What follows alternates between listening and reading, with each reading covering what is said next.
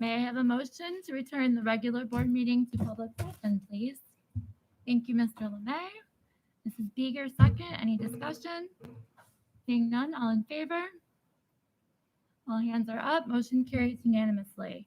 Good evening, everyone. I call the regular board meeting to order and all board members are present. Mr. Matersky, would you please lead us in the Pledge of Allegiance to the flag? I pledge allegiance to the flag of the United States of America and to the republic for which it stands, one nation, under God, indivisible, with liberty and justice for all. Please be advised, in the event of a fire emergency and an evacuation should be necessary, an alarm will sound. Please note all marked emergency exits and evacuate well away from the building. At this time, we request that everyone turn their cell phones and other electronic devices to silent. Thank you. Is there a motion to approve the agenda as presented? Ms. Kasmerzak-Bogner, thank you. Second, Mrs. Van Slyce. Any discussion on that? Seeing none, all in favor, please. All hands are up. Motion carries 5-0. Dr. McKenna, I turn it over to you for board recognition. Thank you so much, Mrs. Leatherbear. We have some excellent recognitions tonight. Tonight, we continue with our school spotlight, which highlights the great work that goes on within our buildings. This month, our school spotlight focuses on Casey Middle School and the social emotional learning program that they have at that school, which is outstanding. I'd like to welcome Mr. Pete Dobmeyer, principal of Casey Middle School, to share more about this initiative. Mr. Dobmeyer.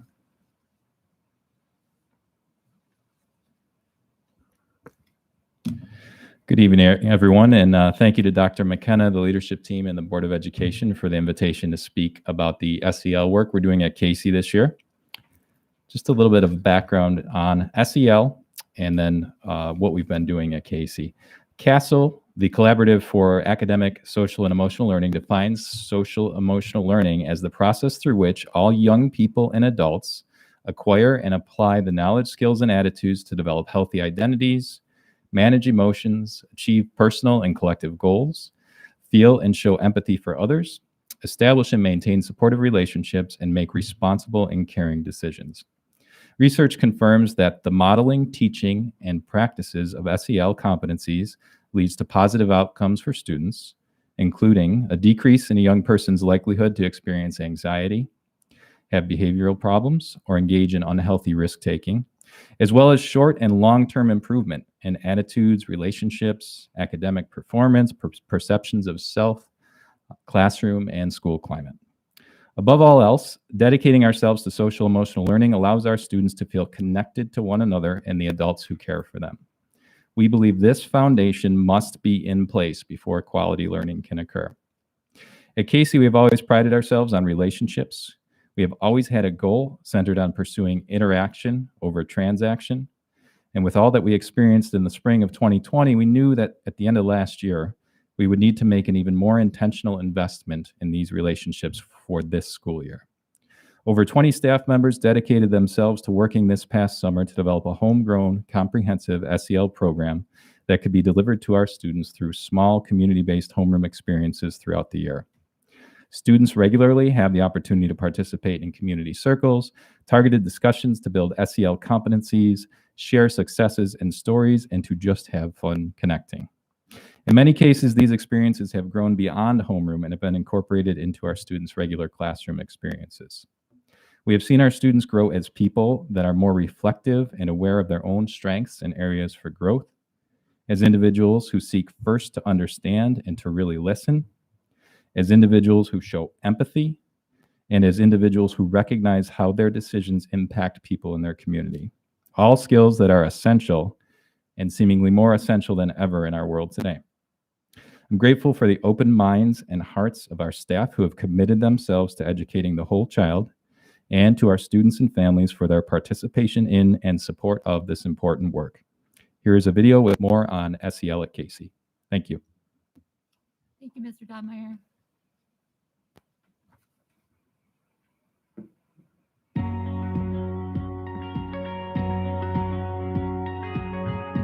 When we we think of school, we often think of a more conventional model where we're responsible for building them up academically and preparing them for success in college and future careers. But I think what we've more recently learned is the importance of shifting that focus to building them up as human beings. So providing direct instruction and experiences in social emotional learning moves us toward that goal of building good human beings who can positively contribute to society and who can advocate for themselves and take care of themselves as well. This year, we spent the summer with a group of about 20 staff members building an SEL program for Casey. It starts with the self, knowing the self.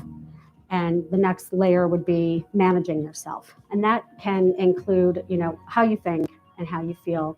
And then the next level is now you interacting with others. So social awareness, how do you become aware of others and then manage those relationships? On a day-to-day basis, we're using our SEL skills all the time. We wrote messages to people in our life. That helps build the relationship because it's the little things that matter in the long run. And I think it was really cool that we maintain relationships and we don't just let them stay where they are, but we continue to improve them as we go on. In my social studies class, we would write down 3 gratitudes that we have. And every day it had to be different from anything else that we wrote before. And I feel like that really made you stop and think about all the good things we have. If these students start to understand who they are and what their frustration point is, what that tipping point is, who their people in their corner are that they can go to, then they start to manage it. And I think that's one of the greatest things we can do for middle schoolers because it's such a time of feeling lost. You're trying to figure out who you are as you move into the future. Good morning, everybody. We'll oftentimes do a 1 through 10 check-in. Just to kind of gauge and see where the students are for that day.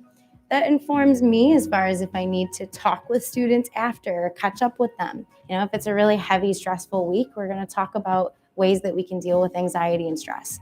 If it's a fun, easy week, we're going to talk about fun memories and what made you laugh and what filled your cup for that week. Right? And some things are in our control and some things certainly are not in our control, as we've learned this year. And it's just learning how to deal with those things in a positive way. I think oftentimes we put an emphasis on academics, and that is important.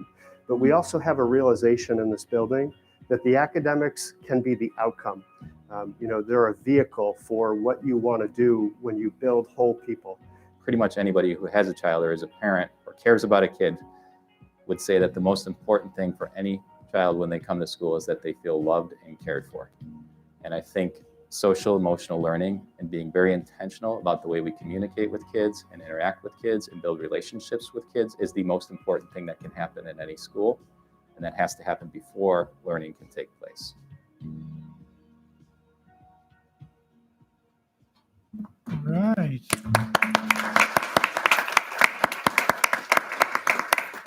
Thank you very much, Mr. Dobmeyer and your staff. You've truly done an excellent job, and we appreciate all your efforts. Tonight, we are also recognizing Transit Middle School's Aaron Patel and Alex Pizarro, who won the 2020 Congressional App Challenge in New York District 26 with the development and creation of the app Open Food Facts. The app was designed to help make people help them make healthier food choices. Let's take a look at how these students use data, science, and ingenuity to create this award-winning app.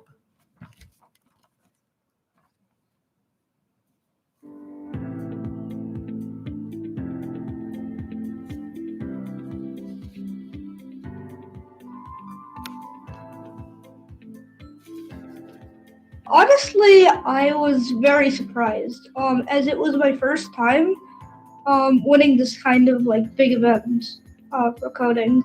So I was very excited. I didn't expect us to win because I done it 1 year before, but this is my second time, and I was pretty excited as well that we won because it's pretty cool. I think it was a lot of different things, but for me, one of the things that helped me is I have a peanut allergy actually. And while the app isn't based around allergies, it's based around nutrition. That kind of gave me an idea maybe I should make an app based on nutrition, food, that kind of thing.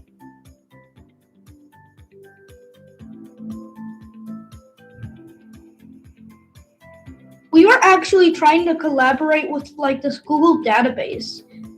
We were trying to use it to find out like all the foods for like American foods. When we actually spent like weeks putting it together with the Visual Studio Code or like the Python code, it didn't work, and it gave us like all these semicolons of like nonsense. We could barely read it, and we would think, what is this? We can't even, if we can't read it, how would like the user read it?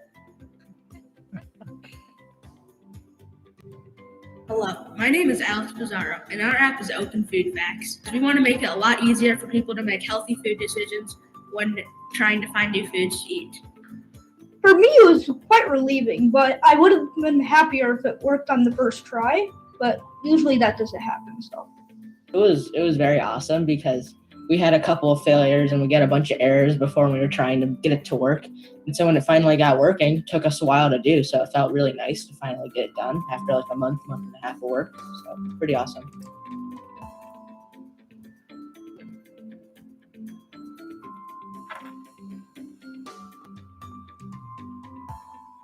All right, congratulations, Aaron. Congratulations, Aaron and Alex. We're very proud of you. Great job. Absolutely. Well done. Are there any board acknowledgements at this time? Mrs. Beeger. I just want to acknowledge Casey Middle School and thank Mr. Dobmeyer for your words, but to see what you shared in this video. Years ago, we were hearing from parents about concerns. Are we doing enough to educate the whole child? And what does that mean? What you shared tonight about social emotional learning and how you're checking in with students and that's becoming part of their routine, and to hear students share what that means to them. It's so heartwarming. I know in the past, we've heard that from families we surveyed a few years ago and heard that the concern of, are we pushing too hard on academics and are we paying attention to that social emotional learning? And really, you just exemplify what that looks like. And yes, the academics come when we're taking care of all of those needs of our kids now more than ever. So thank you so much for really bringing to life what's happening in your building. We've heard things about how we're taking care of our social emotional learning throughout the buildings in our districts. I know it's not just Casey, but that was really impressive. And so I just want to acknowledge and thank you for that today. And I would just like to mention, last month I mentioned about the returning of K-4. So I would be remiss if I did not talk about the returning of 5 days of in-person instruction for middle school and high school.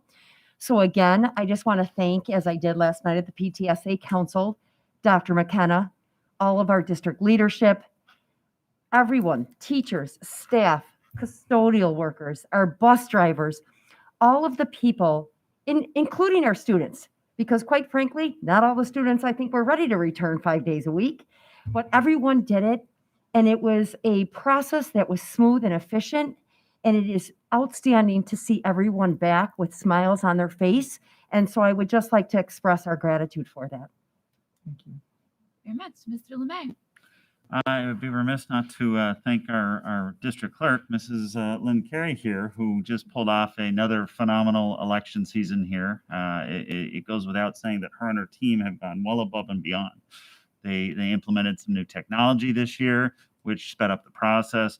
But I know this is a process that she'll probably take the next couple more days off, and then she'll start again for next year. But it's definitely a process that takes a long time to put together to get it to come off without any hinges or hiccups. So congratulations and thank you for a great job.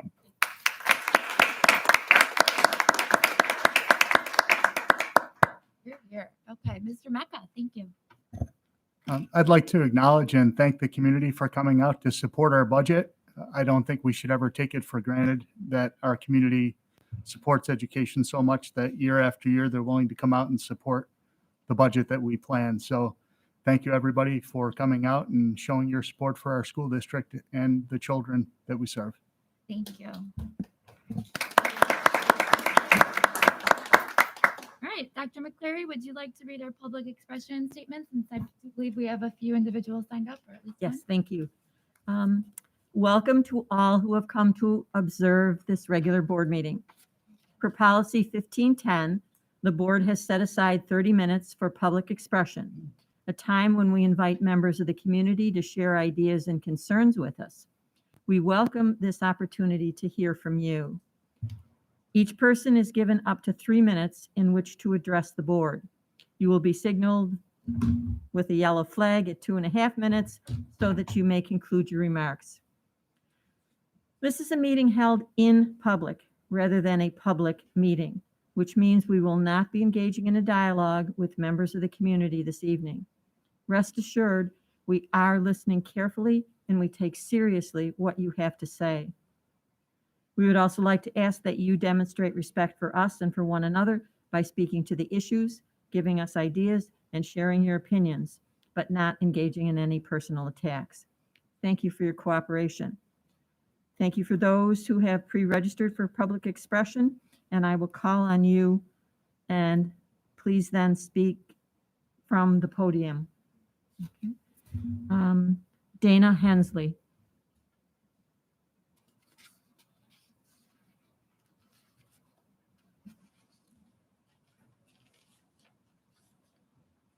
Good evening. My name is Dana Hensley. I'm a mother of 4. I have 2 children in the district, and I am a child advocate. I am here today because it was 84 degrees out today, and our youngest children are forced to wear masks outside during recess and PE. My 8-year-old wore a mask last Friday during the fun run outside of her school, and I find this to be unacceptable. I understand that there are rules that the state puts forth, but I think that we all know that the state puts forth arbitrary rules and they have no scientific basis or rationale. They make these rules in the absence of pediatricians, of parents, of educators, and they are wrong. In East Amherst last week, there were 8 COVID cases for the entire week. It is statistically 0, if not actually 0, likelihood of a child to catch COVID outdoors in the Dodge Elementary School playground. I am asking you tonight to apply critical thinking skills to the task at hand, to realize that the science is clear, that outdoor transmission is negligible, abysmal. It is not an issue.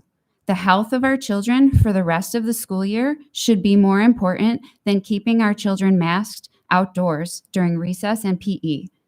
When I picked up my daughter today at track practice, I drove past full baseball diamonds in front of the school and behind the school.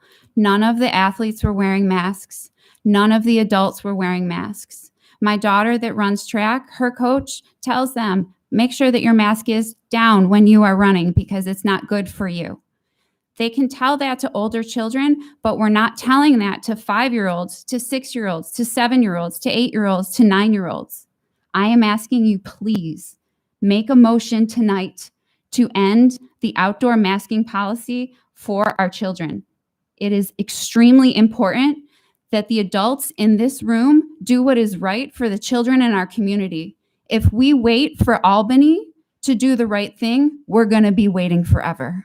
Please end this tonight. Thank you. Thank you, Ms. Hensley. There are no other speakers signed up.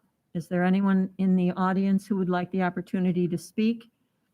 Dr. Lippman has. I was going to say that person, please come to the podium and you will have your 3 minutes. My name is Michael Littman, and I wanted to make a few comments. When I was in college, my coach said, I taught us the 5 Ps, and he said prior planning prevents poor performance. We do know that planning is important to success in education, in business, and in life.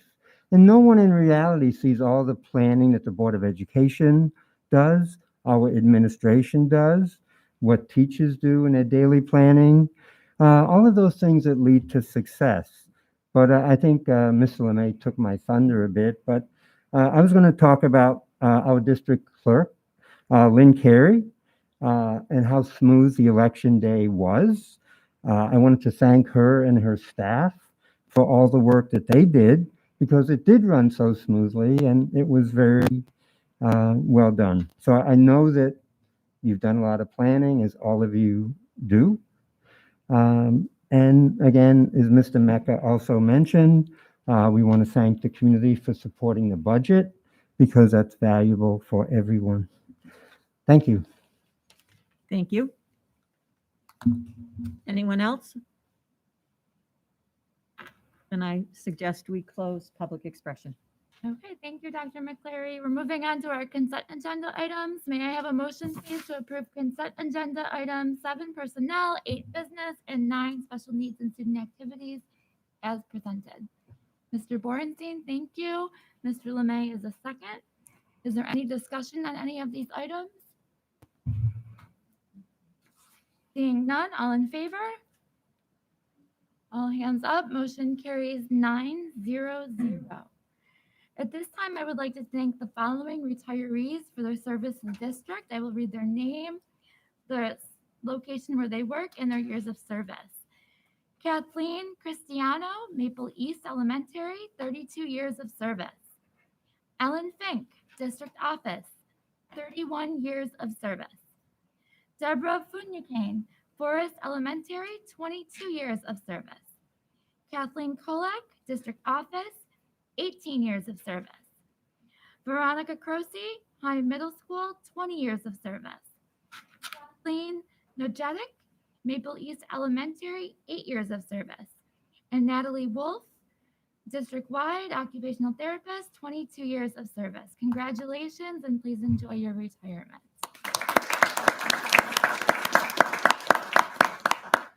We're moving on to item 10. Is there a motion, please, to approve the May 6th special board meeting minutes as presented in board docs? Thank you, Ms. Kazmarek-Bogner. Mr. Mecca is a second. Are there any corrections or additions to the minutes? All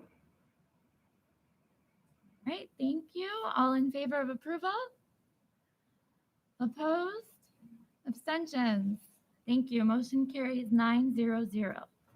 Moving on to our president's report, we will start with adoption of the district vote results. Is there a motion, please, to approve and accept the results of the annual district vote as presented? Thank you, Mr. Lemay. Second, Mrs. Van Sice. Is there any discussion? Okay, seeing none, all in favor? Opposed? Abstentions? Motion carries unanimously 9-0-0.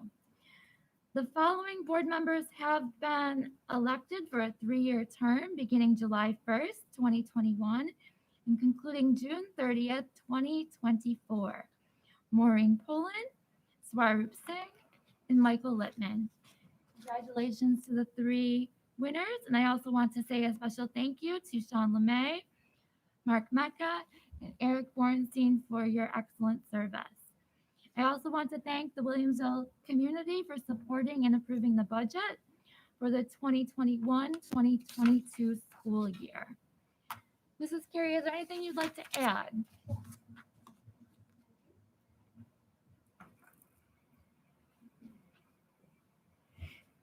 Thank you, Ms. Leatherbarrow. I would like to thank the Erie County Board of Elections inspectors, the election assistants from district office and district-wide, the technology department, North High School staff, the administration facilities crew, and child nutrition over at North, Mr. Matursky, Mr. Filipowski, Ms. Cuccinetti, and Dr. McKenna for a team effort assisting in many ways leading up to and on the day of the vote. And again, I would also like to thank the community for their feedback during the vote, and I look forward to seeing everyone next year, May 17th, 2022. Thank you all. Thank you, Thank you very much, Mrs. Carey. Excellent job this year on our district vote results. At this time, we're going to review our board goals. We have a PowerPoint presentation that we can pull up on our screen. Thank you very much. So as that's coming up, at our August board meeting, we approved our goals for this year.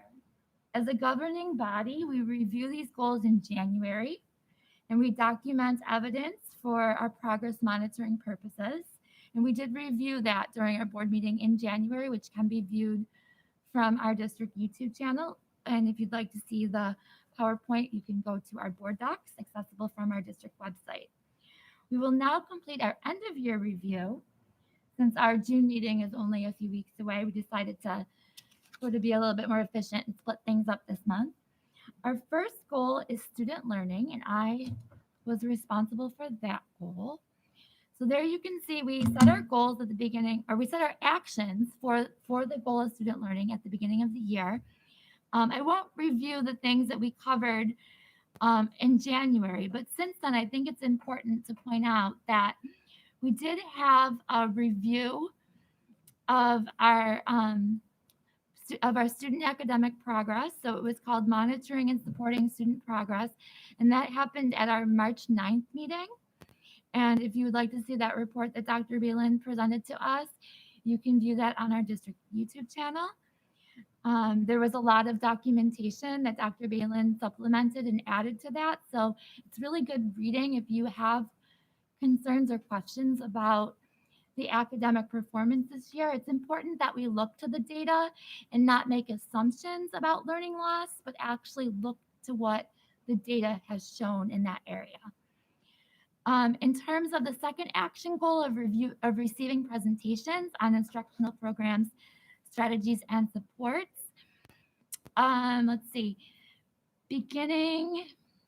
well, in December, we approved the proposals for curriculum work, but I think I wanted to add too that pretty much monthly, Dr. McKenna would give his weekly update, and it would include a slide related to our academic learning, whether it was the use of Wednesdays, the extra supports that were being provided. That was pretty much addressed on a monthly basis. I do feel that as a board, we did a thorough job of asking those questions and monitoring that situation. And in terms of approving and monitoring the district's professional development plan, one of the best ways to monitor things is to see them in action. And we didn't get to visit schools during the height of COVID, so it was really joyful to be able to return and do some school visits. And we did quite a few, as you can see, and we're hopeful to still fit in one more to get in Maple East and Maple West sometime between now and the end of the year.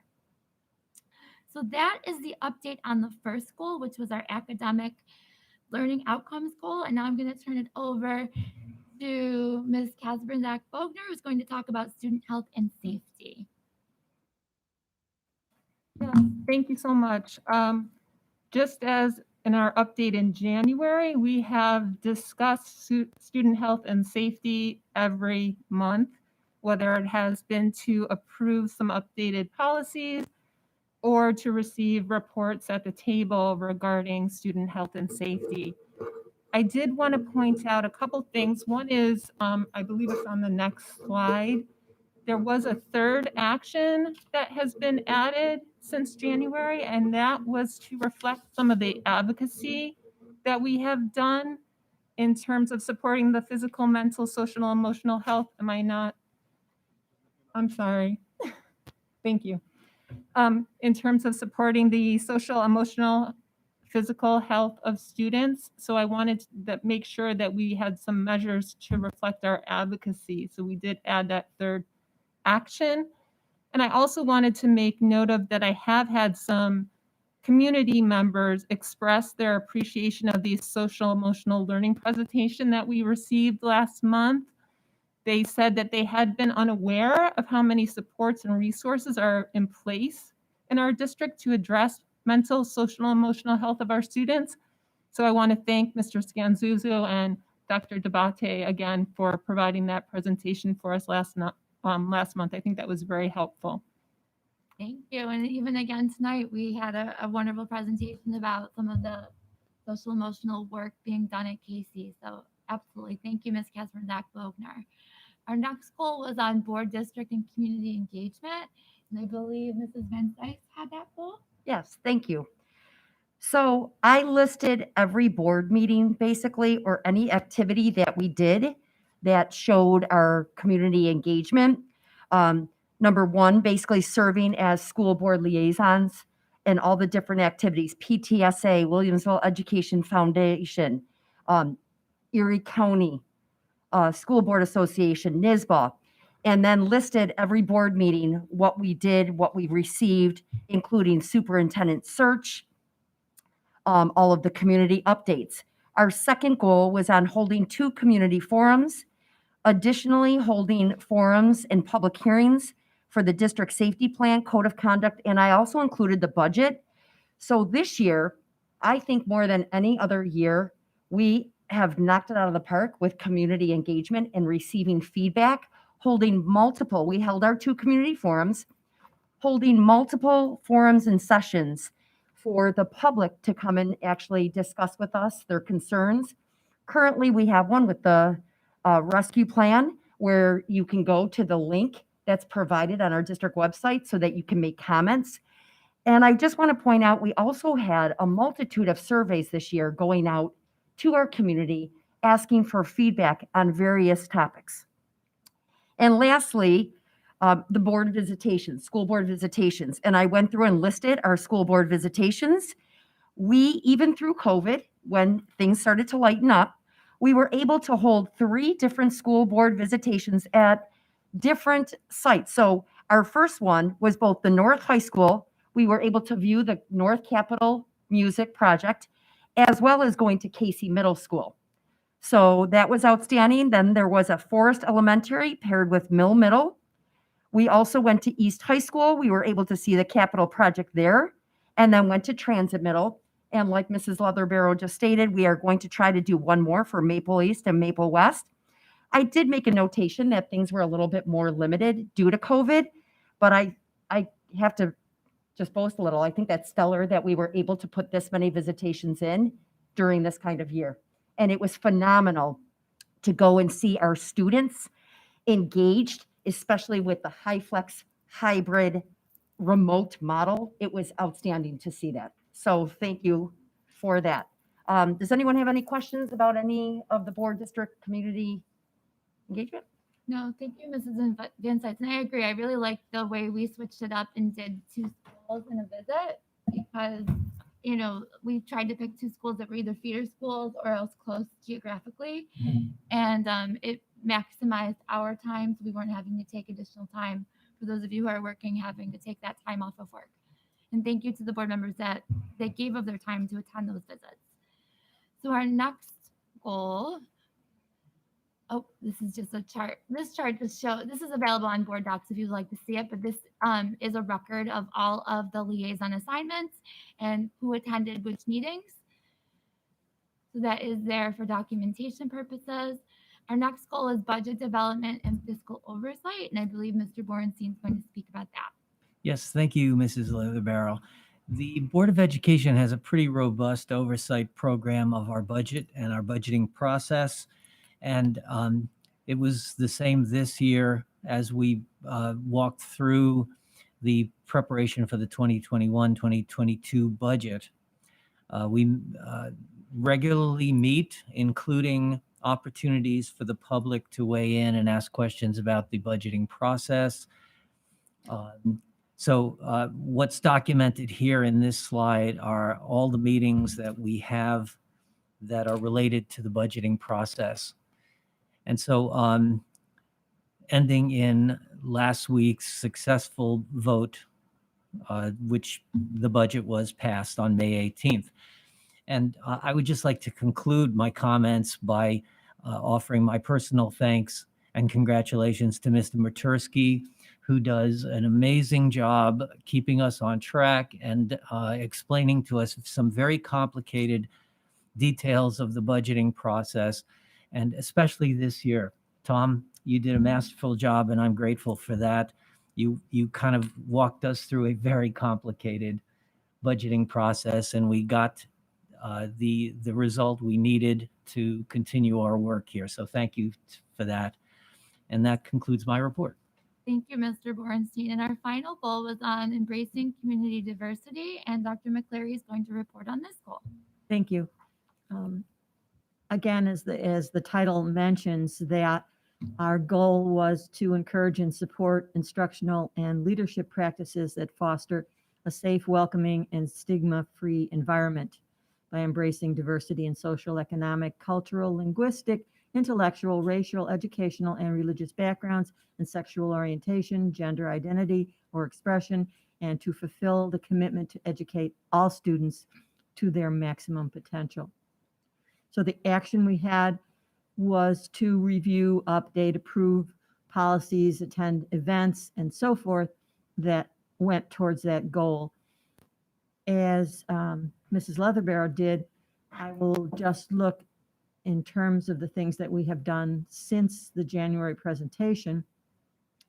And what we did in March was to revise our district policy about non-discrimination and anti-harassment in the district in terms of language and wording and parts of that particular policy. We held a community forum on March 23rd, which gave community members the opportunity to hear, gave us the opportunity to hear ideas and suggestions from the community. And also in April, we reviewed our current code of conduct to bring sections of that up to date in terms of wording and decisions and discussions dealing with diversity. Thank you very much, Dr. McCleary, and we will be voting on that code of conduct later on this evening. We did have an opportunity for the public to participate in a forum on the code of conduct last month. However, for the record, no one chose to speak on that topic. So going on to item C under the President's report is our assignment for graduation speakers. So our schools right now are in the process of putting their graduation programs together. All of our graduations at both at North, South, and East are scheduled to take place on June 26th, with the rain date being the 27th. I know each school has a different number of graduates, but I believe North, I have a senior this year, so I got a message saying that it told me very clearly how many ceremonies there will be, and the students actually had the opportunity to choose what ceremony they want to attend, which is a really nice feature this year because they can coordinate with their friends. And that's very meaningful for them to be able to graduate, walk the stage, and all be on the field at the same time. And so these ceremonies will be happening on the fields. The graduation speeches are going to be pre-recorded, and Mr. Filipowski will work with us to schedule a time to come in. Right now, I have listed as Mr. LeMay to give the South speech. Are you still on board with that, sir? Yep. Thank you. I'm going to give the North speech because I have a senior myself, and hopefully I'm going to be on that stage giving out that diploma as well. And Mr. Biscaglia, are you set for East? Yes. Okay, great. We have a board member that's willing to give other time to prepare a speech and come in and have it recorded. And I understand, Mr. Filipowski, that you're going to be putting together a nice video where all of the individual ceremonies kind of get patched together. That sounds amazing. They'll all be live streamed, and then post-production will send them to that. Awesome. Yeah, so they'll be live streamed as well. And I know at North we were told we can have four, each graduate can have 4 people attend. So any family members and friends that can't attend in person can watch the live stream, which will be very nice. Moving on to item D, we do hope to be able to visit Maple East and Maple West. I just want to check in with you, Dr. McKenna. Do we have a date yet? We're looking at next Thursday. We're solidifying that with the principals right now. We'll know probably tomorrow or by Thursday at the latest. But you'll know in the next couple of days. Okay, if you can let us know, because that's a quick turnaround. We want to make sure we have at least 3 board members to attend that. But if everyone can kind of look at tentatively for next Thursday, I'll have to look at that as well on my calendar. Our Board of Education retreat, at this point, we hope to have 2 retreats next year, especially with 3 new board members that are going to need to be orientated and acclimated to our board. So we're looking at Thursday, July 8th. And initially we had said 3 hours, but now that we have new board members, I think we're going to need that 4th hour. So I'm looking at 3 p.m. to 7 p.m. on July 8th. Our location is most likely going to be here at district office, either inside or outside, or a combination of both. Any questions or comments on that from the board? Thank you. July 8th, you said? July 8th. That's correct. Thursday should be- July 8th. Thursday, July I 8th. think Thursday's the 9th. Oh, So Thursday. we have a Okay. reorg meeting on Tuesday, July 6th, and our board retreat Thursday, July 8th. Yep. And I'm sure we will be scheduling a second retreat throughout the year, but we will figure that out after the reorg meeting in July.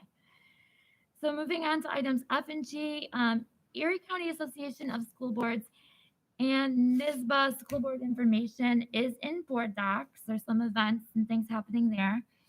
I just want to share with the board that I was recently contacted by Darcy Ericol from NISBA, and tomorrow I will be participating in a roundtable discussion at noon with Darcy and a few other members from NISBA. We're choosing a few select school districts from across New York State, school districts where they've built a relationship with the board presidents. And since we've had Darcy come and be our facilitator for our retreat a number of times now, we do have a good relationship. So I will be participating in that tomorrow at noon, and I will submit a report to the board. The purpose was for them to reach out to individual school districts and talk about what our needs are and how they can better serve us in the future. Does anyone have anything to report under Erie County Association of School Boards or New York State School Board Association? Ms. Kazmierzak-Bogner. Hi, yes, I just wanted to give a really brief report on an event that I attended along with Mr. LeMay and Dr. McClary. It was a NISBA event called Your School District's Role in Defeating Uncivil Discourse in Our Society. And there were 3 segments to this, but the first segment was a keynote speaker, Dr. Rebecca Winthrum. She is from the Brookings Institute. And she was basically talking about the importance of civics education in schools. And then the second part was about a new initiative that's going on in New York State called Civic Readiness. And part of that initiative is going to include a pilot program of what they're calling the Seal of Civic Readiness. So that will be piloted this fall, and that will be either a standalone seal or a +1 pathway to a Regents diploma. And then that will be rolling out statewide the following fall, 2022 to 23. And I just wanted to bring this to the district's attention. It did sound like a phenomenal program, and I do believe we already have much of the coursework and clubs in place in order to move forward with the Seal of Civic Readiness. So I just wanted to be able to report at the table. And I don't know if Mr. LeMay or Dr. McClary have anything they want to add. I'll just add, thank you. And I'll just add that I'm looking actually on board docs and I don't see it here. So I'll ask Mrs. Carey if she can't add it, but the PowerPoint slide deck I submitted with my original report. So I want to make sure it gets added here in the board docs. I highly encourage you, if you've got 10 minutes to go through it, it's very detailed in its notes. I also posted the link here to the actual presentation.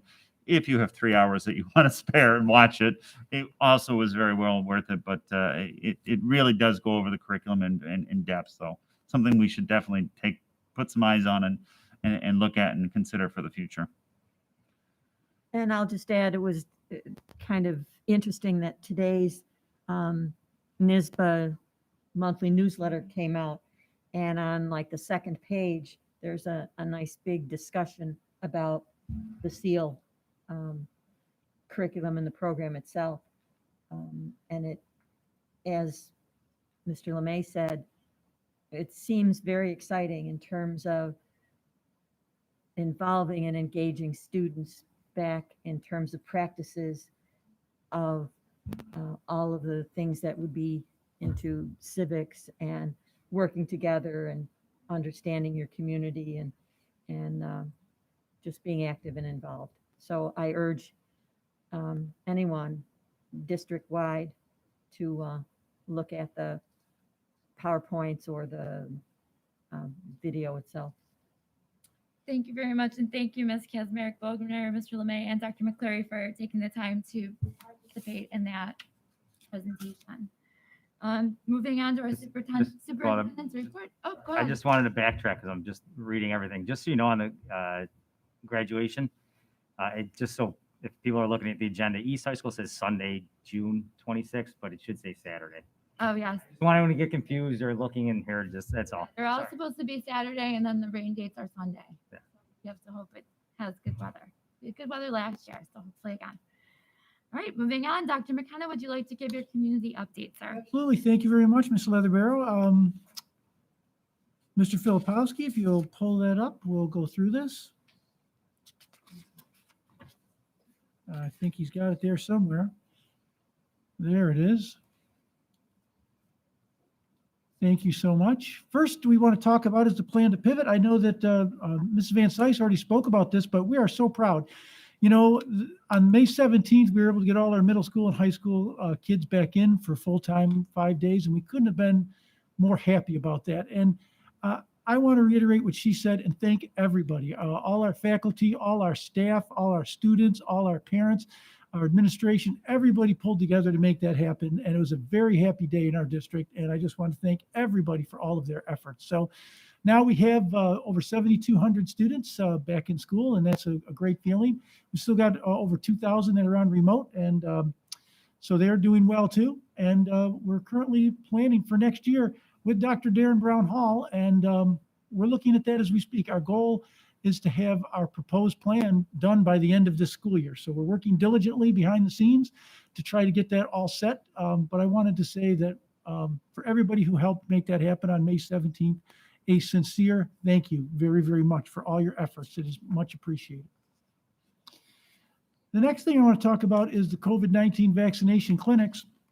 On May 19th, we teamed up with Damon College, and we teamed up with Clarence, Amherst, and Sweet Home Schools, and we were able to get over 1,000 doses out to students 12 years of age or older. June 4th, we're going to have another clinic at Maple East Elementary School for our students 12 years of age or older. So we want to encourage you to please sign up and get your vaccinations. And we're going to continue our relationship with Rite Aid, and we'll see if we can do even more. We're looking into, I don't know, maybe there's even ways we can do some things in the summer, but we're open to doing as many vaccination clinics as we can because we know that this is important. And I want to thank Christine Harding and Rite Aid for all the folks who put those on for us as well. The district vote. Well, I want to thank our community for coming out and voting yes for our budget. It was almost a 3-to-1 margin, so we thank you for your support. And we welcome new Board of Education members, Dr. Swaroop Singh, Maureen Poulin, and Dr. Michael Littman. And again, thank you to Lynn Carey for all the work putting on the district vote. It was just an outstanding job that she did, and can't thank her enough for all the hard work that she did. Athletics update. Fall season was successfully fall too. It was pretty interesting watching football, wasn't it? In April, it was actually kind of fun. Spring sports have started, and really great news happened last week. Wrestling was allowed to begin on May 17th, and we got that going right away. As soon as the okay came, they started practice immediately, and thank goodness for that as well. And I want to just mention too, Assemblywoman Karen McMahon reached out to us last week, and she wondered if we had any projects. And it just so happened I was in conversations with Mr. Matursky and Mr. Musica, and we were in need of a new scoreboard in Williamsville East High School because we still have the original scoreboard in there from 1977, and we can't get parts for it anymore. So this was a godsend. So I said, yes, we absolutely will accept this funding, and we're going to be moving forward and getting a new scoreboard for Williamsville East. So thank you very much to Assemblywoman McMahon. We truly appreciate your help and support. Summer school information. Last night at the PTSA Council meeting, there was questions from the parents about summer school, and they asked if we'd do an update tonight in our board meeting, and of course we said yes, we would. And so we're going to give you a quick update on summer school information, and Dr. Balin, I'm going to ask you to help out with this report.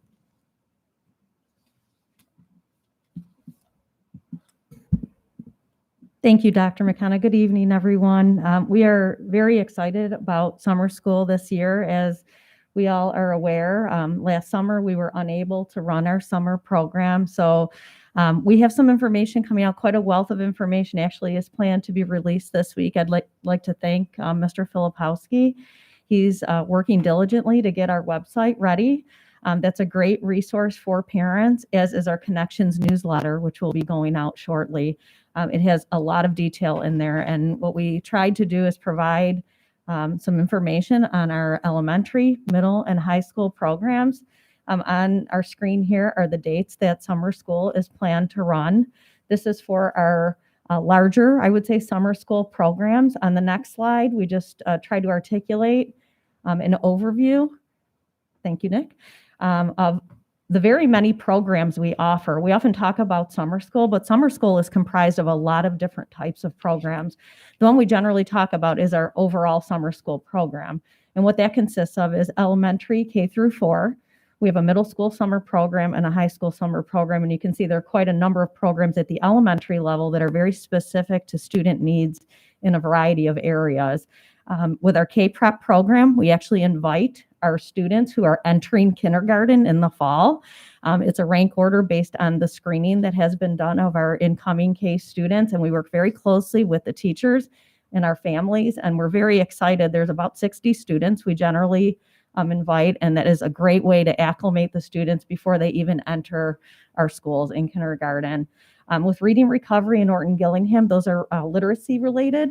And those are intended to provide intensive support at the elementary level. With Reading Recovery, it's a one-on-one intervention, continued learning during the summer. And with Norton Gillingham, often known as OG, it is a phonics-based program, again, for the students presenting with needs that warrant them continuing the program during the summer. So they have started it during the year, and that will continue this summer for those students that are identified. And that's a partnership that we actually have with Mr. Scanzuzo's office. And the ENL Summer Academy is actually one of our own constructs. We're very happy that this has been a longstanding program in the district. And we invite our students who are learning English, our English language learners. It's really the students who are our active Ls. And, you know, our population is a pretty sizable one, but we invite all of the students to partake. Not everybody comes, and that's true of all of our other programs too. But that program runs concurrently during the same time that our elementary program is running. The K-Prep is a bit shorter because given the student's age and the readiness, we run that for about a month.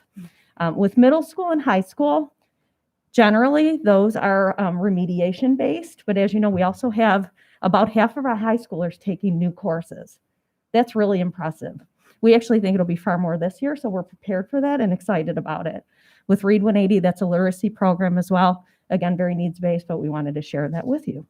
So again, if any parents have any questions, we're always here to help.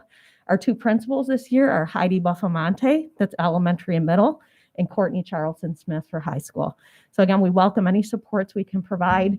There are eligibility requirements for elementary and middle school because of the remediation piece. And if parents have questions, they can certainly feel free to ask, but we try to spell those out as much as we could in the correspondence. And also communication will go out via WITS as well as from the summer school principals. So thank you again. And if you need anything, please let me know. Thank you very much, Dr. Whalen. Does anybody have questions from the board? Mr. LeMay has a question, Dr. Whalen. And then Mr. Biscay. So sorry. Mr. LeMay and then Sure, you can walk away. No, I won't do that. I'm sorry. Just a simple question. Thank you for that. But Sure. when is the first day of summer school? July 1st. Okay, why July 1st before a holiday? So we've actually had over the course of the past 11 years, sometimes it starts before the 4th and sometimes it starts after. It really depends on the calendar first and foremost. We do have to observe the July 4th holiday. And depending on where that falls, that does have a role in playing how our summer school calendar plays out. There's also a required number of hours of instruction. In addition, there are contractual requirements around how many days summer school has to run. Typically, what we do at high school is it's backtracked from the Regents exams. Of course, when we set the dates, we did not know they weren't going to occur, but regardless, there are still hour requirements that must be adhered to in order for the students to receive the course credit. So everything is mapped according to those calendar requirements. We actually work as a leadership team, our principals, the summer school principals. It's a very collaborative discussion, much like what we see with the calendar. When we all develop that, the same type of development has to happen with this calendar. It just so happens this year, given all those considerations, we have to start on July 1st in order to make sure we could run the schedule that we want. Part of that also is we receive feedback that some of our employees as well as our families preferred a Monday through Thursday schedule, and we've run Monday through Friday, and sometimes that's a challenge for families. So given all of that, that's where we landed with the July 1st starting. Okay, thank you. Sure. Mr. Biscaglia, do you have a follow-up? Yeah, just with the elementary level, I'm happy to see reading recovery in OG, as I've harped on this year in different meetings. I think it's imperative with our younger learners. We catch them now with not Absolutely. being in all 5 days. I'm just curious, has there been talk about, and I know it might depend on faculty and staffing, but increasing those numbers a little bit with reading recovery in those Reading aspects, or- recovery is very prescriptive because of the percentage that's often served. So you're actually pulling from a smaller number of students. Typically, we run about 2 classes, maybe 3 at times, but again, it really depends on who's able to come to the program as well. But that's a very small population compared to the larger elementary program. So what will happen is if there is a need that presents itself, the students will be invited to the general program. So again, it's the best way that student's needs are going to be met. So if there's anything that presents itself in the area of literacy, as you can see, we have extensive supports. It's just finding that right program for the student. The same holds true for ENL. So we work really closely with the families to really determine, is the ENL Summer Academy the best placement, or would it be that the student would attend the general summer school program? The general program offers support specifically in reading, writing, or math, and you could actually be recommended for any of those or both literacy and math. It really depends on what the recommendation is, and we work closely with the parents as well to see what the best fit is. Thank you. Very Sure. much, Dr. Balin. And Dr. McConnell, you said you have Yes. right on? Thank you very much, Dr. Balin. And I just want to say too that our summer program is huge. We have over 1,000 students on any typical summer that's part of the program. This year, we're even inviting more. So it's the size of a school district or summer school. It really is quite a big operation. And thank you for all your help and your team for putting that together. thank Really you. appreciate it. And last, what we want to talk about today is just an announcement about our Willpower for Wishes initiative. The student leaders that led the Willpower for Wishes campaign, they raised the total now is $108,885. And I really got to say thank you to our SIAC students and our student government students who led this initiative. This Thursday, we're going to be having a check ceremony. But I just want to say thanks to everybody who participated, and especially our student leaders who really stepped up and did an outstanding job. And, talking to Make-A-Wish, this is going to, at least probably 10 students, 10 kids are going to get their wish because of this. So this was really significant. And the kids came through. This was a tough thing. This year was hard, with COVID, and this was a real bright spot. I look at this as like the light in the darkness. These are the kids that really stepped up and did something very, very special for other students in our community and for our schools in our community. And what they did too is they brought all 13 schools together, which was very special and very unifying. So it was really neat to see all 13 schools work together to make this happen. But special big thanks to those student leaders that really brought this together. So I just wanted to say congratulations to everybody who participated in that and made it so successful. Yeah. And then my very last presentation tonight is a very special award from the New York State School Boards Association. And this is for Mrs. Teresa Leatherbarrow for her outstanding leadership. And she truly deserves and has earned this. It is with great honor that I present this with you this evening, this award. I think I give her a big round of applause. Leadership, well deserved. It's nice to have evidence that I attended training. In case that's in question. So at our last meeting, we reviewed the code of conduct and we had a forum on that. At this time, we are going to take a vote to approve it. So we're moving on to item B. Is there a motion, please, to approve and adopt the revised code of conduct? Thank you, Dr. McCleary. Mr. Biscaglia is a second. Is there any discussion? Mr. Lemay? Wasn't this tabled and we have to approve taking it from the table? No, we didn't have to table it because We didn't table it? Okay. No, we didn't table it. We reviewed it No problem. and then we held a public forum and nobody spoke. Now we're voting on it. Good question though, because for other policies, we do table them and then bring them back for a second reading. So it's a good question. All right, any other questions or comments on the code of conduct? All right, may I have all in favor, please? Opposed or abstentions? Seeing none, the motion carries 900. And thank you, Mr. Scanzuzo and your department for all of your work on running the meetings that were necessary with the wellness committees to review and update our code of conduct. All right, moving on to our finance items. May I have a motion, please, to resolve to approve the resolution to refund repair reserve in 13A, authorize tax tertiary funding level in 13B, and approve budget transfer authority amounts in 13C as presented in board docs. Thank you, Mrs. Van Sice. Mr. Mecca is a second. Is there any discussion, please? Seeing none, all in favor? Opposed, abstentions, motion carries unanimously 900. Dr. McKenna and Mr. Matursky, would you like to present on the American Rescue Plan? I'll turn it over to Mr. Matursky for this presentation. Thank you, Dr. McKenna. Good evening, everyone. What you have presented today is the ARP, American Recovery Plan, and this is actually part 2. Earlier in May, we completed part 1, which was submitting our mandatory assurances to the New York State Education Department. So that was required to be done by May 24th, and we submitted those items again prior to that date. The next phase of this plan requires us to provide a plan on how we're going to use the funds in compliance with the program requirements and guidelines.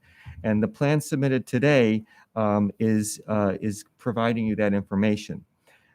Before that, though, I want to share a little bit of the details that went into this, as well as the funding mechanism and how we're going to use those funds. The initial information that we have and the guidelines we're following state that you need to apply for the entire funds you're allocated at the beginning, which is what we're doing. However, the usage of those funds may happen over a multi-year period of time, with the final draw being right now, it's dated September 30, 2023. So that really puts us out to the 22-23 and 23-24 school year. The other thing I want to just make mention of is, although we're going to submit this plan and it'll be on our website after this meeting, we can provide amendments to it over the course of time. So that means that we have flexibility in the usage and the timing of the funds. So having said that, the most important thing I want to share is, in addition to what we're providing today on the details of what we're using the funds for, is that this is available on our website for comment, and the email comment is arpcomment@williamsvillek12.org. So all the community may comment back to us on this plan, and we will take those comments and formulate them into whatever the final plan will be. So again, this is the draft plan. The last thing I will talk about is the fact that the funding mechanism here, they align to what is in the plan and the items that are identified. And one of the items which is required by the plan is the highlighted item that says required 20% learning loss. That's the plan's guidelines. That's not our language. We would just wanted to make that clear. But that is what we have to actually select something within that category to use 20% of our funds. With that, I think I'm going to call Dr. Balin and Mr. Scanzuzo up here to go over the actual items that we're going to be expending funds on over the next few years. Thank you.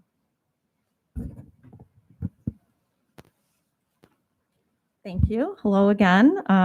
So one of the items that we really thought important and rather immediate was, again, preparing for summer learning. And much of this is really intended, as you can see from the description here, is to continue the strength of our program at the elementary level, utilizing what is now a new program from the Teachers College Reading and Writing Project at Columbia University. There is actually a new summer specific program targeted at focus on meeting student needs and preparing them for the upcoming school year.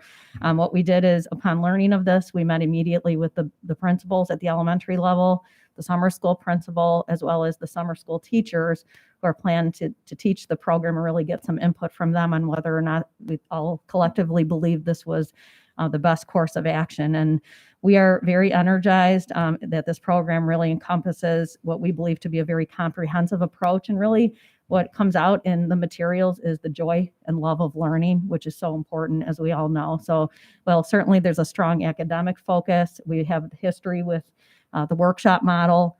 Really, it's also looking at that engagement and that love of learning and that joy that we really want to make sure is continually brought to our students. So as you can see, the literacy skills are very strong in terms of what they focus on. And we're looking forward to giving you a report after it is done and completed to let you know how everything went. But there's really a strong conviction to moving forward with this in a positive manner. And we're very fortunate that this funding allows us to do that. So we want to thank everybody really for the collaboration and the support. And it was just really a real positive thing to have come to our district. So again, we'll provide an update to you following our program. Thank you. Dr. Balin, can I just ask a question sure, of about course. that? With this program, will there be like pre-test and post-test data? There is data. We have not received the materials yet. So what we have is really the program overview and some of the literature and some of the components of the program, but we actually plan to have some pre and post test data if it is not provided in the program. We are looking at the possibility of implementing some running records to collect some information. With summer, as you well know, because of the duration of the program being so compacted, we just have to be careful about how we measure it. But we are going to be looking to get some data as part of the collection process for summer. So again, we'll have more to give you when we are more familiar with all of the components on the assessment part of it. Okay, thank you. Sure. Good evening. Thank you. So we're taking a look at addressing post-COVID social, emotional, and mental health needs, K-12, and doing that in the area of recertifying our web and link crew leaders at our buildings, and also taking a look with the additional 6 to 10 facilitators to train in these areas to bring down to the elementary schools as well. So that'll be a great impact for the kids to get acclimated with web in the elementary as they transition to middle school, and then what they see at the link crew at the high schools. So I think that that flow and transition is going to be smooth for the kids and get them acclimated to what our goals are. The completion of the trainings are going to provide us with coverage throughout the entire district. We're also going to add additional funding to support a budget line for each building's wellness initiatives within the district.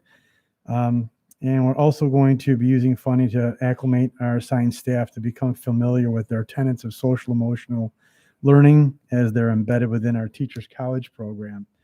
So I know that there's books on social emotional learning, and so to facilitate and train our school psychologists and social workers in the area to help support kids, with what they're learning and what they're reading in their classes. Also going to be an expansion of the everyday speech software that our speech language pathologists are currently delving into.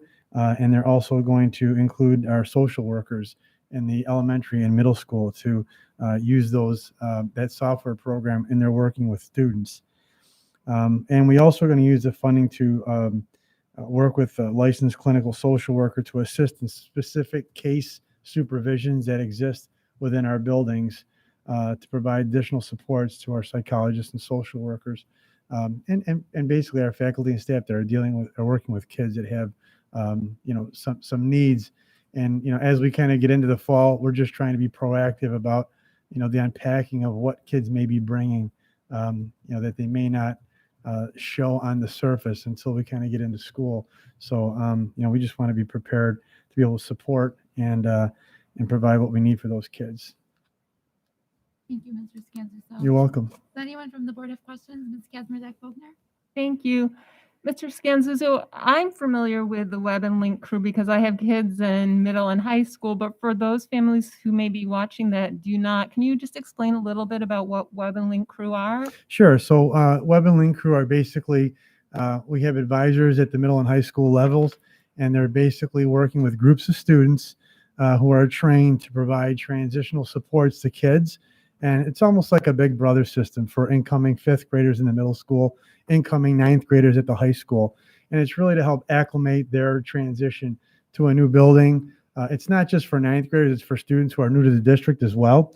So those who are, new registrants to the district and don't know much about how things kind of function, it's always nice to have those students who typically are wearing like T-shirts that make them stand out, to let them know that they are part of the Web and Link crews within their buildings, to provide questions. And a lot of them are actually assigned a group of students that they're kind of mentoring to be there for, and they'll have breakfast with them throughout the course of the school year. And it really is a strong connection between September and December to really kind of help acclimate and support those kids. And then it's kind of like on an as needed basis between the months of January to the end of June. But it's really student led. It provides a great opportunity for students to become leaders, to reach out and become just new friends with a lot of kids that are not familiar with the new buildings and surroundings. Thank you. You're welcome. Yeah, Mr. Mecca? Okay, thanks. Actually, ladies first. Okay. Okay, all right. So it looks like there's no requirement for the ARP plan to have board approval. Is that correct? Correct. Okay. Can the board please receive a copy of all the email comments received from the community? Yes. All right. And then one last request, provided that the board agrees, the rest of the board agrees. Can there be an update on this plan at the next board meeting in the event that any changes are in the works by that time, or for the board to comment on any changes that we see needed as a result of the community feedback at the next board meeting? You're asking if for an update if anything changes from what was presented tonight? No, more than that. I definitely want to see it on the agenda. Just my own personal opinion. I'd like to see it on the agenda for the purposes of finding out any changes that might be proposed by administration, but also for us to have the opportunity to discuss any of the feedback we received, should we feel that that's necessary. I don't have any objection to that, but I might offer that it might be more valuable to wait to see, since we're transitioning to a new superintendent, if there's additions or edits to the plan that come as a result of that transition. It's going to be finalized prior to that. Oh, okay. Well, thank you. Well, I have no opposition to receiving the update next month. Does anyone else from the board have opposition to that? I'm fine with that. Any other questions from the left side of the table? Okay, on the right side, Mrs. Van Sice and then Mrs. Beeger. I really don't have a question. I do have a comment. I just have to say, reading this American Rescue Plan and the funding and where it is, I was extremely impressed and quite pleased as a parent and as an educator to see where the allocation of money is going, because we've heard, what are they using this funding for? That's where I said, is this going to be shared? I'm happy that it will be on the district website for people to actually view. As we heard from Mr. Scanzuzo, it is proactive. It's a proactive approach. I've talked about how we are going to really need to re-engage our learners. To offer the summer learning program that we just heard, I'm not sure how many people realize the opportunity that we have in Williamsville to have this running program. Many districts don't have summer school, or they're offering virtual. And it is such a necessary and beneficial component. So when we talk about, as the state says, the 20% learning loss, the questions come up. Okay, what about the academic gap? What about the mental health, the social emotional? All of this funding from the district shows exactly what we're doing to help that. Even as much as not just purchasing the Chromebooks, but providing that student academic support before, during, after, on top of the social emotional, training our staff more. I think it's phenomenal, and I thank you as a parent knowing that we are realistic and being proactive to help all of our children, and not just one subgroup, but all of our children, because they all will need these things. So I just wanted to share that. Thank you, Mrs. Van Sice, for that. Mrs. Beeger? Yes, thank you. And thank you for sharing this report. I just wanted to ask a question to clarify how ARP funds are going to be used for programming. It mentions that these funds will be used to fund approximately 23 teacher positions. Just to clarify, are those 23 positions so that we can maintain instruction as it is, or are those 23 additional positions? They are the first. They are 23 positions to maintain what we have, and those positions may be split between, for example, 13 in one year and 10 in another.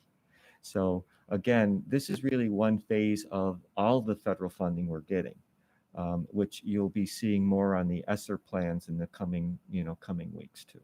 Excellent. Thank you for the clarification on that. Appreciate it.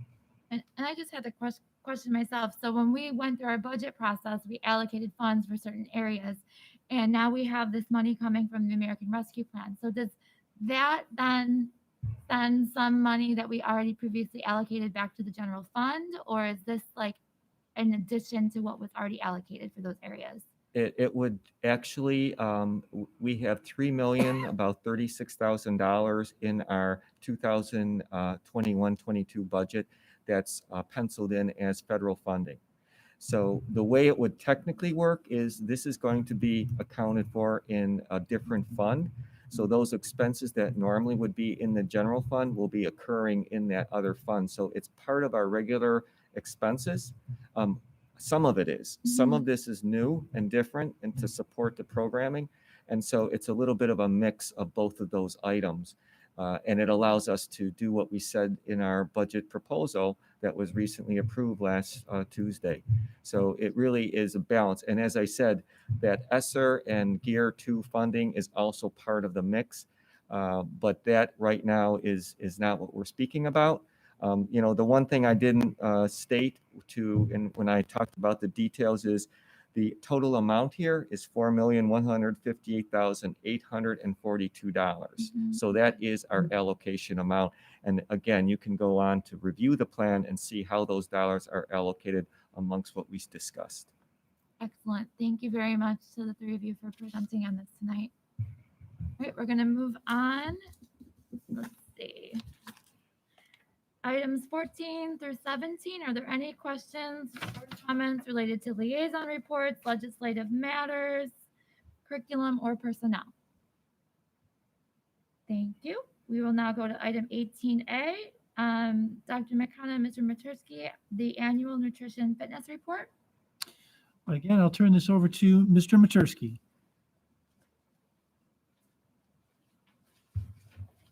Thank you, Dr. McKenna. The annual fitness report and nutrition is a little different this year. We had, of course, as we know, the COVID situation. So with all due respect to everybody and what we were doing, it really is kind of a standstill report. And we are looking to start the process again this summer, get all our committees ready, and to provide some new initiatives that we go forward with in the new school year. So what you're really seeing here is a lot of the recap of what happened in the prior school year. Great, thank you. And the next item is the district energy usage report. Just a quick summary of that. For the most part, we had stable rates from the prior year. And just to remind everyone on the board in our community, we are partnering with Erie One BOCES called with the SMEC Energy Co-op. And so we purchase all of our energy, electric and gas through them. And they had really provided us stable rates. And even though we had COVID-19, our energy usage from the prior year was pretty much right on. It was the same amount. So we did well in all categories, and we were well under our budget due to, again, partially due to COVID. Very much. And any questions or comments from the board on that? All right, and then information on the New York State School Compliance Water Testing That is really an initiative that was supposed to occur back in 2020. And due to COVID, the state had postponed that. And so they sent an update to all the districts in April, May that said, we want you to complete all this testing by the end of this coming June. So we have initiated our testing. As a matter of fact, our first results came back yesterday. And so the law requires us to do a number of things. We have to continue to post the information in the New York State Health Department website, or HERDS is the system we're using. So that will be done. That has to be done 10 days after you receive your results. Secondly, we have to notify the Erie County Department of Health with the results. It's just a summary report of the number of results we received and any items that are over the 15 parts per billion, which is, again, the lead requirements. And so that has to be done within 1 day of receiving your results. And then the third thing is we have to notify our parents and our staff of the results if there's any items that exceed the 15 parts per billion, and that has to be done in writing. So our plan is to send attachments of this letter to our parents, and that's within 10 days of receiving our results. So that will be done. There are situations in the buildings due to how this process works where you will have items that are over the 15 parts per billion. But one thing I want to make mention to everybody here is that actually as part of COVID-19, we installed really all new water filter bottle fillers in all the buildings. So those are filtered. And I know from some of the initial reports we got back, they were so close to zero that they weren't even being reported. So we would encourage everybody in our buildings, if you want water, that's the safest mechanism to obtain your water from. But we will be providing this information out. I'm expecting, as I said in the agenda item, the first report will go out next week because what we've done is we've done the middle or the elementary schools first.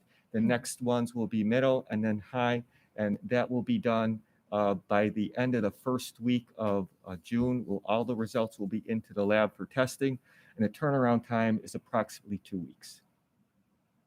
Thank you, Mr. Matursky. And is there any COVID rule right now that limits the use of the water fountains? Or Water fountains are still not available for use. So the actual spigots, bottles are, okay. But you can't use the spigots, they're turned off. Okay, thank you. Any other questions? Do we know how long that's going to be in effect for, or we just don't know yet? We do not know. It might be in guidance from New York State and Department of Health for next year. Okay, thank you. Any questions from the board? Mr. Mecca? Yep, you actually asked my question, which was good, but I do have a related question. So the actual water supply itself is not filtered, just the bottled portion? That is correct. Our buildings do not have a filtration system, and there are not too many schools that would have that type of system. My understanding from someone who has a more technical knowledge of that is you almost have to have a new certification as a filtration plant for schools. But we just receive basically water from Erie County through the pipes like everyone else does, and through our internal plumbing system up to the whatever it be sinks or faucets or water coolers. Anybody else from the board? Thank you very much, Mr. Matursky. Thank you. Item 19, there are no matters to discuss under special needs and student activities. Does anyone have a matter to discuss under committee of the whole? Mrs. Beeger. Yeah, I just have a quick question. It actually goes back to your community update, Dr. McKenna. Just a question for you. You mentioned that you are busy planning and looking to the fall, which is excellent to hear that the district is already thinking of those plans. We've learned through this year that many times our plans are somehow determined by some of the guidance we get from the state, and that continually changes, as we have found. I'm curious if there has been any guidance sent to our district or all school districts from New York State at this time regarding what the fall instructional model should look like. Are there any parameters that have been shared with us yet? There's been no guidance that's been shared yet, but the Erie Niagara superintendents did send a letter to the governor requesting guidance by June 4th. So we're on the record with the regional superintendents to please get us this guidance as soon as possible, because all of the districts are making plans right now, and we're making them, in lieu of guidance, but with the guidance sure would make it a lot easier. So we're hopeful. Well, I thank you. Soon. I thank you and other area superintendents for your advocacy and reaching out to the state, because we know it's good practice to be able to make those plans once we have the guidance rather than backtracking once we receive that. So thank you for your work, both the district and work within the area on that.